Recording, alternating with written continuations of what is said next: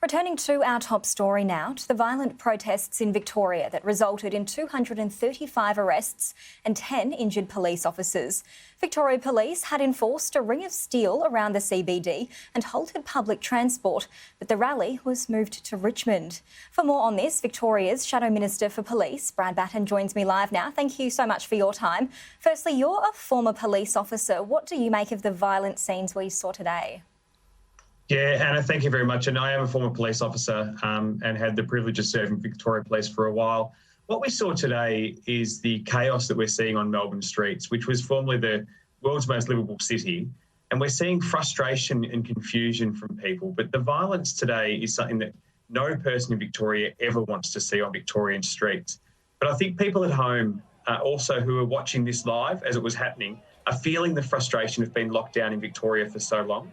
They're sick of a government who continues to talk about a plan out of lockdowns, a roadmap, and they're talking about another one again tomorrow. But last time they just left us with nothing. And I think that leaves a bad feeling across all Victorians. They start to lose faith and trust in the government that's supposed to be delivering hope rather than a government that continues to take away our freedoms and then says that we can get them back as a reward if we're well behaved. Victoria Police had prepared specifically for today, saying it was the biggest police operation of its kind in 2 decades. Do you think that the ring of steel and the stopping of the public transport was the right approach? Yeah, it's something in Victoria that I said you would have never have thought we'd ever see. And we can go back to the G7 summit, which we had the protest back 2 decades ago when I was in the police force, and we didn't close down public transport then. What we have seen is a closing down of public transport, roadblocks coming into the city. We're starting to see more and more checks that are coming in. And I said, people are feeling frustrated. It's really important we start to get Victoria back on track. If we want to fix this and stop the protests, then the best way to do that is give people hope. And that means getting Victoria on track, putting a roadmap out that actually has dates, times, gives people a goal and a target to aim towards. And again, I keep saying the Andrews government have to stop taking away freedoms and thinking they can use them as a reward to give them back and then steal them away when they decide to at any given stage. We saw it with construction workers yesterday. Construction workers protested. They went into the middle of the street and then they got their voices heard. All Daniel Andrews had to do was call John Setka and work out a way that they could operate safely. But no, he decided to come out and threaten to close the entire construction industry. That's how this man operates. He'll threaten everybody until he gets what he wants. What about the disruption of this so-called ring of steel when it comes to city workers who are legitimately trying to get into the CBD, as well as city businesses? Have you heard any feedback from that side of things? Yeah, it's not just the workers too, Anna. It's actually people who use public transport for care. You've got people that are supporting people in a single bubble with mental health issues. These people require public transport to get around. And what we've seen when you close public transport, you impact across every one of them. And for the government to come out and say, oh, we're sorry for the inconvenience is not good enough. Victoria is not a state that should be in lockdown. It is not a state that should be seeing these kind of violent riots in town. What it is it's supposed to be the most livable place in the world. And the way to do that and the way to get Victoria back on track is quite simple.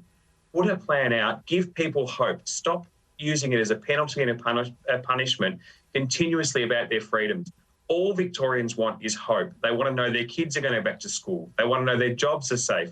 They want to know that the community is getting back out and supporting each other.